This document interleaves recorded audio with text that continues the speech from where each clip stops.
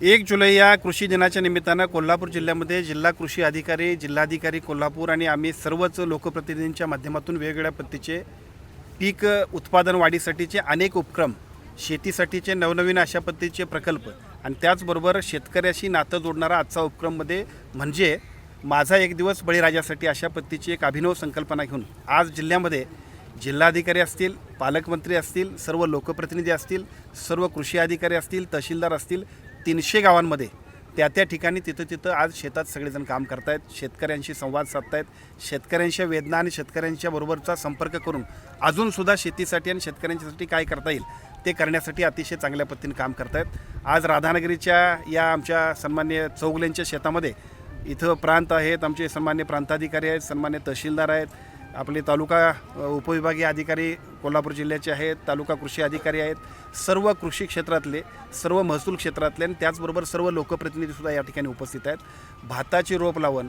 वेगवेगळ्या पद्धतीच्या शेतकऱ्यांच्या सगळ्या ॲक्टिव्हिटी आणि त्या माध्यमातून आपण सुद्धा थोडंसं शेतात राबलो पाहिजे आणि त्याच्या माध्यमातून मातीशी नाळ जोडली पाहिजे अशा पद्धतीचा आजचा हा अभिनव असा प्रयोग आहे आणि मला असं वाटतं की खूप चांगल्या पद्धतीचा एरवी आदेश देणारे प्रांताधिकारीसुद्धा शेतात रोप लावलेत, त्यांनासुद्धा एक वेगळा आनंद आहे आणि मला वाटतं हेच सगळ्यात आजच्या कार्यक्रमाचं मुख्य यश आहे म्हणजे।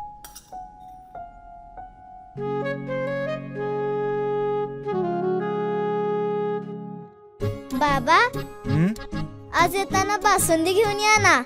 अगं, कालच आपण आईचा वाढदिवस होता म्हणून आणली होती ना।